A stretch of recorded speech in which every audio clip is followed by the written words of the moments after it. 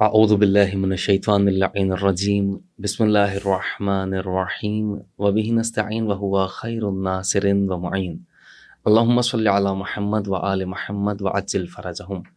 मोअज़्ज़िज़ नाज़रीन व सामीन किराम, अस्सलामु अलैकुम व रहमतुल्लाहि व बरकातुहू।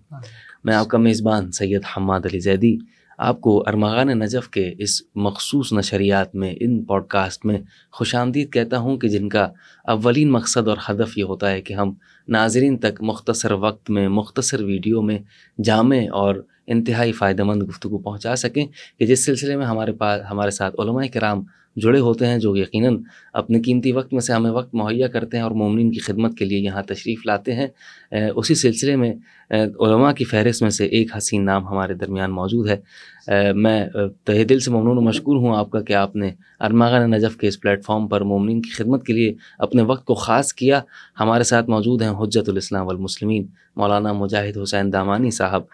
मैं आपका शुक्रगुज़ार तो हूँ ही, लेकिन साथ साथ कि इससे पहले अपने मेहमान ख़ुसूसी को इस प्रोग्राम में खुशामदीद कहूँ, मैं उससे पहले आप तक बताता चलूँ कि अभी तक आपने हमारी वीडियो को मुलाहिज़ा किया होगा कि जो तवक्कुल के मौजू पर थी, और वो पहला हिस्सा था। अब ये जो आप वीडियो मुलाहिज़ा कर रहे हैं, ये उसी सिलसिले का दूसरा हिस्सा है, और इसमें कोशिश होगी कि मज़ीद जामे और मज़ीद सैर हासिल गुफ्तगू को पेश किया जाए।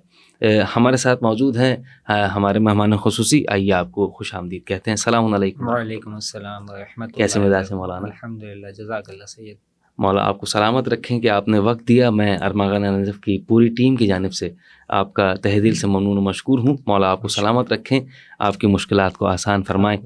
अगर साहब, आपको यकीनन मालूम है कि हम गुज़िश्ता एक प्रोग्राम भी इसी मौजू पर कर चुके हैं, और यकीनन उसमें आपने इंतहाई मुफीद गुफ्तगू से हम तमाम को मुस्तफ़ीद फरमाया था। अगर इसी सिलसिले में हम आगे बढ़ेंगे, और गुज़िश्ता सवालात जो हमारे थे तवक्कुल के हवाले से, यकीनन उस पर गुफ्तगू तफसील के साथ हो चुकी, मज़ीद सवालात को उसमें शामिल करेंगे। अगर साहब, एक मरहला है, जैसे आपने पहले भी समझाया, कि तवक्कुल को समझना कितना अहमियत का हामिल था, और ज़रूरी भी है कि फ़कत लफ्ज़ का इस्तेमाल ना हो, लकलकाए ज़बानी ना हो, बल्कि अमली जामे में भी उसको बिठाया जाए, और अक़ीदे के साथ, मारिफत के साथ परवरदिगार आलम की जानिब इस अपने तवक्कुल को बरकरार रखा जाए, ताकि ज़िंदगी आसान हो सके। अब अगर साहब, तवक्कुल का माना आपने बताया, यकीनन तमाम तर मोमिनीन ने अभी महफूज फरमाया है। अब तवक्कुल में और सब्र में क्या फ़र्क है? इसी तरह एक और सवाल पैदा हो सकता है, तवक्कुल यानी भरोसा, सब्र में क्या फ़र्क है? अब हम भरोसा कर रहे हैं, सब्र भी साथ हमें करना है। अब हम तवक्कुल कर रहे हैं, तो शुक्र में क्या फ़र्क है? हमें परवरदिगार आलम का शुक्र भी अदा करना है। भरोसा हमने अल्लाह पर ही किया। मिसाल के तौर पर, अगर मैंने अपनी गाड़ी पार्किंग में खड़ी की है, लॉक करके खड़ी की है, तवक्कुल करके खड़ी की है, तो अब मैं सब्र भी कर रहा हूँ, शुक्र भी कर रहा हूँ। जब मुझे गाड़ी वापस सलामत मिल रही है तो शुक्र भी है। तो क्या ये तवक्कुल का ही हिस्सा है सब्र और शुक्र, या नहीं? और ये तवक्कुल ईमान का किस हद तक हिस्सा है? इन तीनों चीज़ों के हवाले से बयान फरमाइएगा। देखें सैयद, यहाँ जो लफ्ज़ इस्तेमाल हो रहा है कुरान मजीद के अंदर, वो आपको तवक्कुल भी नज़र आएगा। कुरान मजीद में लफ्ज़ सब्र भी इस्तेमाल हुआ है, शुक्र भी इस्तेमाल हुआ है। तवक्कुल के लिए मसलन आयत यही कि अलल्लाह फल्यतवक्कलुल मुमिनून, कि अल्लाह ही पर मोमिनीन भरोसा किया करते हैं। वहीं आपको दूसरे अल्फाज भी नज़र आएंगे, सिर्फ सब्र, शुक्र और तवक्कुल नहीं, या ईमान नहीं, बल्कि इसके अलावा भी अल्फाज आपको नज़र आएंगे। मसलन रिदा, जी, अल्लाह से राज़ी रहना हर मामले पर। या दूसरा लफ्ज़ है वसूक। दरअसल भरोसे के लिए अरबी में दूसरा लफ्ज़ भी इस्तेमाल होता है, जो कहते हैं वसूक, जिसे आपने उर्दू में भी सुना होगा कि काबिल वसूक, यानी ये चीज़ ऐसी है कि जिस पर भरोसा किया जा सकता है। तो वसूक का लफ्ज़ भी भरोसे के लिए इस्तेमाल होता है। हत्ता आप उसूल काफ़ी में अगर देखें, तो उसूल काफ़ी में हर एक के लिए जुदा जुदा बाबबंदी की गई है। मसलन तवक्कुल के लिए अलग एक बाब है, बाब रिज़ा, अल्लाह से राज़ी रहने के बारे में एक अलग बाब है। इसी तरीक़े से सब्र का बाब अलग है, शुक्र का बाब अलग है। तो ये जब अलग अलग इस्तेमाल होते हैं तो इनके माने जुदा हुआ करते हैं, लेकिन जब इन्हें एक उमूमी माना में देखा जाता है تو سب ایک دوسرے کے ہم معنی ہو جایا کرتے ہیں. سبحان اللہ. یعنی انسان جب صبر کر رہا ہے کسی مصیبت پر تو وہ کیوں صبر کر رہا ہے؟ وہ اس لیے صبر کر رہا ہے کہ اسے اللہ پر بھروسہ ہے. سبحان اللہ. تو یہ صابر ہونے کے ساتھ ساتھ پروردگار عالم پر مکمل بھروسہ بھی رکھتا ہے. تو یہ المتوکل علی اللہ بھی ہے، یعنی اللہ پر بھروسہ کرنے والا بھی ہے. جو شاکر انسان ہے وہ کس کا شکر ادا کر رہا ہے؟ اگر انسان دوسرے انسان کا شکر ادا کر رہا ہے اس وجہ سے کہ اس نے اس کی مدد کی، اور یہ انسان مومن ہے، تو اللہ کا بھی شکر ادا کرے گا کہ اللہ نے اس دوسرے انسان کو وسیلہ بنایا تاکہ وہ اس کی مدد کرے.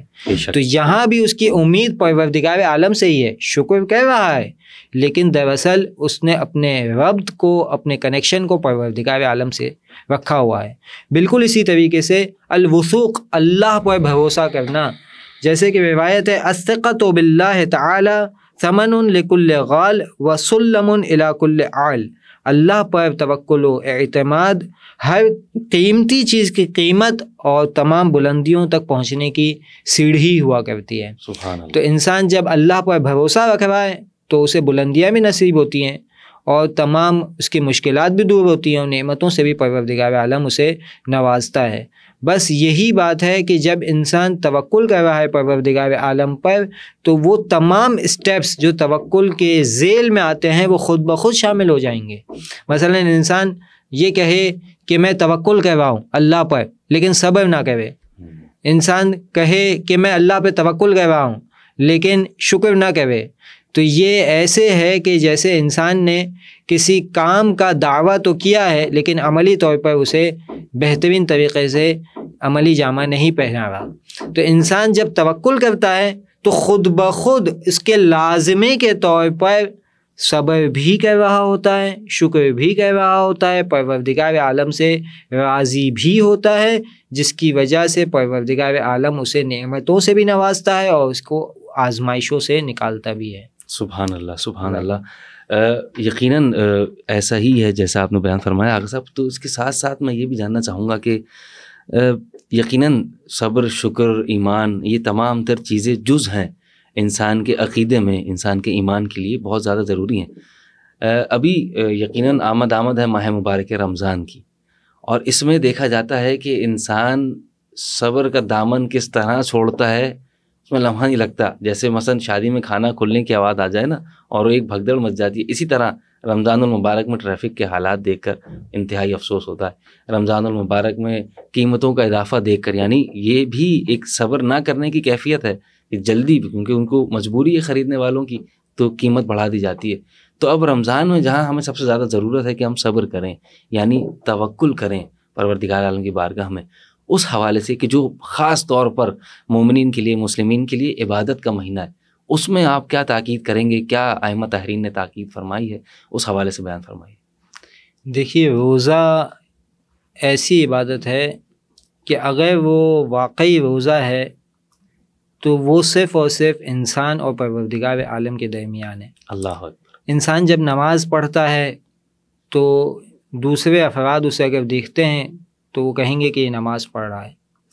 اگر کوئی حج کرتا ہے تو دوسرے افراد کہہ سکتے ہیں کہ یہ حج کر رہا ہے. اللہ اکبر. یعنی دکھنے والے کام ہے. زکوٰۃ دیتا ہے تو وہ دکھتی ہے، امر بالمعروف کر رہا ہے، خمس دیتا ہے، نہی عن المنکر کر رہا ہے. یہ ساری وہ عبادتیں ہیں کہ جو انسان دوسرے افراد کے سامنے انجام دیتا ہے تو وہ دوسرے افراد اس کا مشاہدہ کر سکتے ہیں. بے شک. لیکن روزہ ایک ایسی مخفی عبادت ہے کہ انسان نے بطور مثال سحری کی لیکن روزے کی نیت نہیں کی، اور چھپ کر کوئی چیز پی لی یا کوئی چیز کھا لی.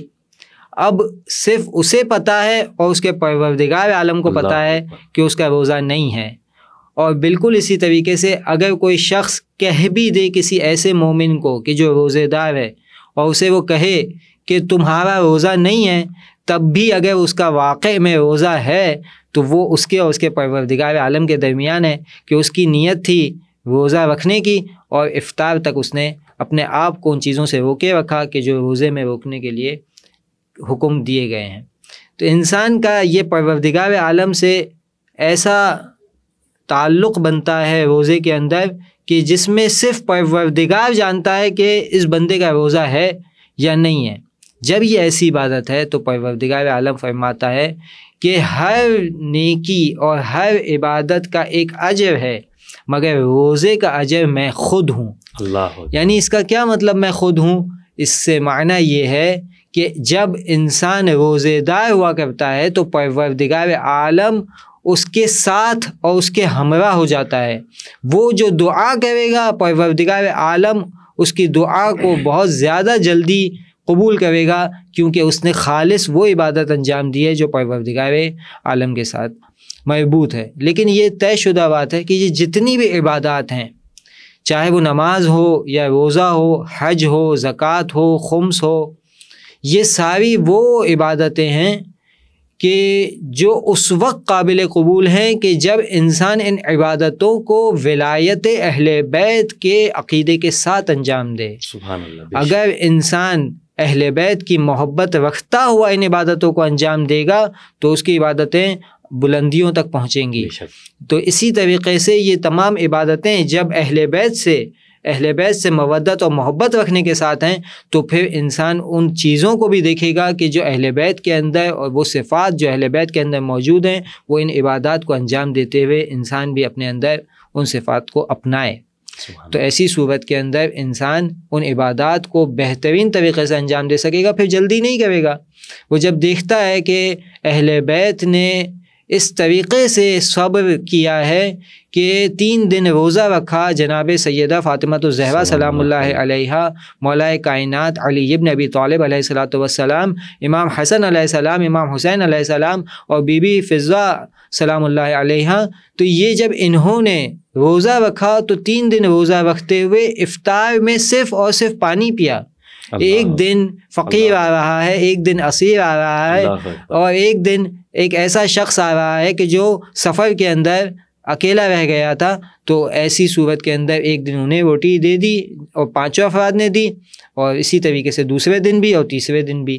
تو یہ تینوں دن افطار کے اندر جو جلدی آپ کہہ رہے ہیں ماہ رمضان کے اندر لوگوں کے درمیان ہوتی ہیں، اگر وہ صرف اس واقعے کو ہی دیکھ لیں کہ جو سورہ حل اتی اور سورہ دہر کے اندر ہے کہ وہ جب کھلا رہے ہیں تو اس کے بعد بھی کیا کہہ رہے ہیں؟ انما نطعمکم لوجہ اللہ لا نرید منکم جزاء ولا شکورا، کہ ہم تمہیں جو کچھ کھلا رہے ہیں اگرچہ خود بھوکے ہیں، 3 دن سے بھوکے ہیں اور روزے کی حالت میں ہیں، پھر بھی یہ فرماتے ہوئے نظر آ رہے ہیں کہ ہم صرف اور صرف لوجہ اللہ کی خاطر تمہیں طعام دیتے ہیں، نہ ہم تم سے کسی جزا کے محتاج ہیں اور نہ ہی کسی شکریہ کے محتاج. سبحان اللہ سبحان اللہ. ایسی شخصیات کے جو یقیناً کسی تعارف کے محتاج نہیں ہیں، ایسی شخصیات کے جن کے بارے میں اگر جانا جائے، مطالعہ کیا جائے، علم حاصل کیا جائے تو عجیب و غریب عشق اور ایسا جذبہ دل میں پیدا ہوتا ہے کہ ان سے مزید قریب سے قریب تر ہوا جائے.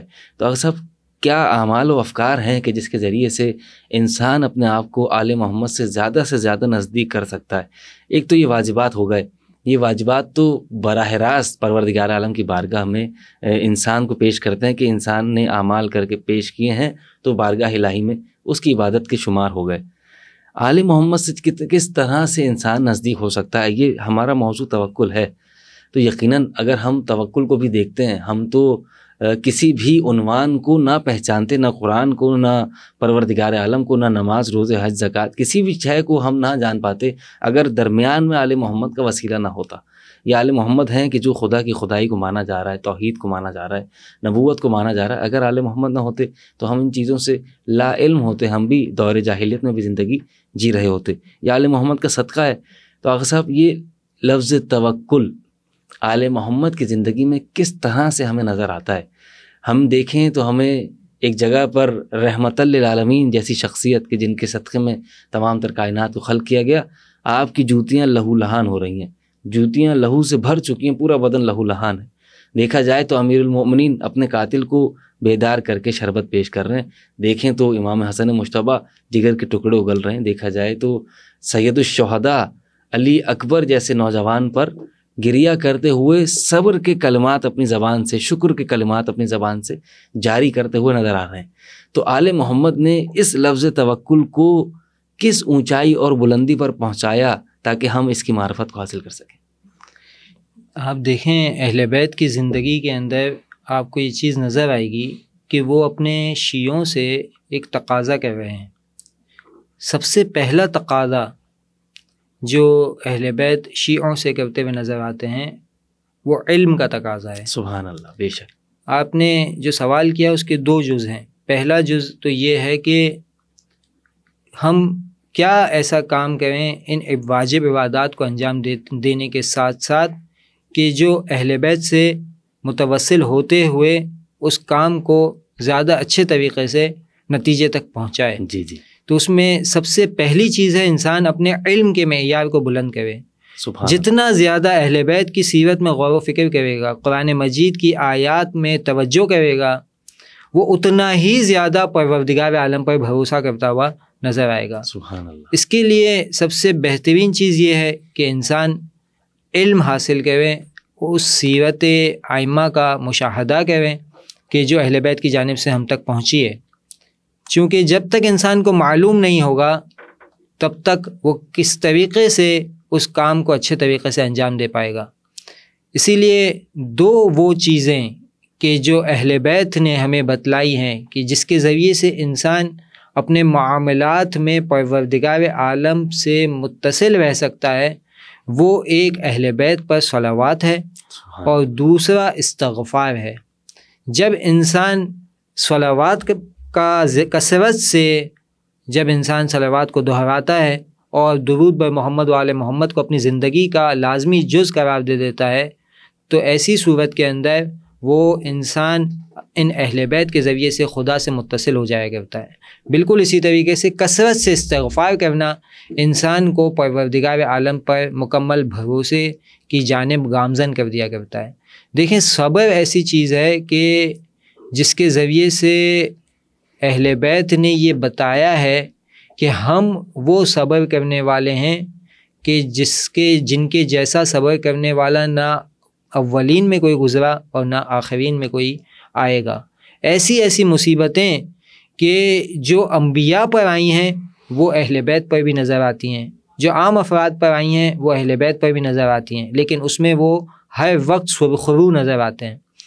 تو یہ وہ چیز ہے کہ جو باعث بنتی ہے کہ انسان اہل بیت سے متصل ہوتے ہوئے خدا تک پہنچتا ہے. کربلا کے میدان میں انسان دیکھ رہا ہے کہ مولا حسین ایسے وقت میں کہ جب مالی اعتبار سے نہ تو وسائل موجود ہیں، نہ کھانے کے لیے کوئی چیز موجود ہے، نہ پینے کے لیے پانی موجود ہے، پھر بھی اس قدر ہمت اور اس قدر استقامت دکھاتے ہوئے نظر آتے ہیں کہ پروردگار عالم کے سامنے اس طریقے سے سجدہ ریز ہیں کہ فرماتے ہیں لا الہ الا اللہ حقا حقا، لا الہ الا اللہ تعبدا و رقا، لا الہ الا اللہ ایمانا و تصدیقا.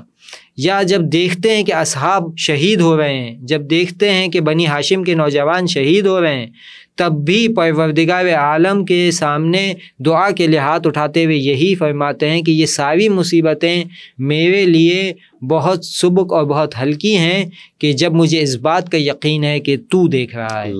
کہ جب ایسی حالت ہو جائے تو اہل بیت کی زندگی کے اندر آپ دیکھ رہے ہیں پروردگار پر کس قدر بھروسہ ہے. اور صرف انسان یہ کہتا ہے کہ یہ تو وہ ہستیاں تھیں، وہ یہ سب کر سکتے تھے، ہم یہ سب نہیں کر سکتے، یہ تو وہ ہستیاں تھیں کہ جنہوں نے مصیبتوں کو آسانی سے برداشت کر لیا، لیکن ہم کیسے کر سکتے ہیں. تو ایسا نہیں ہے. اہل بیت کی کنیزوں نے بھی، اہل بیت کے غلاموں نے بھی، آپ قمبر کو دیکھیں کہ کس قدر بھروسہ ہے اللہ کی ذات پر، آپ بی بی فضہ کو دیکھیں کہ کس قدر بھروسہ ہے اللہ کی ذات پر. اسی طریقے سے آپ علماء کی زندگی میں دیکھیں کہ جب نور اللہ شوستری صاحب کو لے جایا جا رہا تھا دار پر تاکہ انہیں شہید کیا جا سکے، تو اس وقت انہوں نے ایک پرچی میں لکھا کہ ربی انی مغلوب فانتصر، اے میرے رب میں مصیبت میں ہوں، میں غلبے میں ہوں، میں مشکل میں ہوں، میری مدد کر. اور اس پرچی کو ہوا میں اڑا دیا. تھوڑی دیر میں یہی پرچی واپس ان کے پاس آتی ہے، وہ اسے دیکھتے ہیں تو لکھا ہوتا ہے ان کنت عبدی فاصطبر، اگر تم میرے واقعی بندے ہو تو صبر کر کے دکھاؤ. کہ پروردگار عالم مومن کو آزمائش میں مبتلا کر کے اس کے صبر کے معیار کو بلند کر کے پروردگار عالم بہترین درجہ عنایت کیا کرتا ہے۔ اللہ اکبر، سبحان اللہ۔ یقیناً آغا صاحب یہ وہ باتیں ہیں کہ اگر اس پر غور و فکر کیا جائے، علمی اعتبار سے تو دیکھیں کتابوں کا انبار لگا ہوا ہے، علماء کی کرام موجود ہیں، یا کہ یقیناً ضرورت اس امر کی ہے کہ اسے معرفت کی نگاہ سے دیکھا جائے، اسے اس نگاہ سے دیکھا جائے کہ جسے عقیدت کہا جاتا ہے۔ تو یقیناً آل محمد علیہ الصلاۃ والسلام کی سیرت ہی بہترین انداز میں شفاعت کا بھی میدان ہے اور نجات کا بھی میدان ہے، کہ جس نے اس پر عمل کر لیا وہی یقیناً احسن انداز میں تمام تر اعمال کو قبول کروائے گا۔ یقیناً ناظرین کرام، آپ حضرات آمادہ ہیں اور متوجہ ہیں اس جانب کہ ہمارا یہ پروگرام اسی تسلسل میں رہا اور اسی سلسلے میں چلتا رہا کہ توکل کس طرح سے کیا جائے پروردگار عالم کی بارگاہ میں، اور کس طرح سے آمادگی کے ساتھ اپنے اعمال کو انجام دیا جائے۔ اسی سلسلے میں ہمارے ساتھ جڑے ہوئے تھے مولانا مجاہد حسین دامانی صاحب۔ ہم آپ کے تہہ دل سے ممنون و مشکور ہیں کہ آپ نے وقت یہاں پر دیا اور مومنین کی خدمت کے لیے آپ یہاں تشریف لائے۔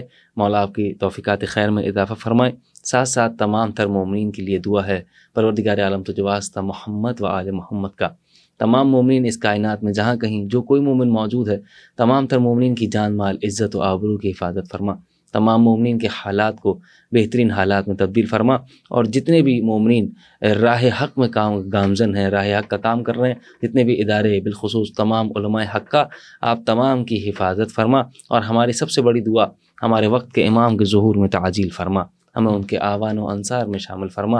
انہی دعاؤں کے ساتھ اجازت دیجیے اپنے میزبان سید حماد علی زیدی کو۔ والسلام علیکم ورحمۃ اللہ وبرکاتہ۔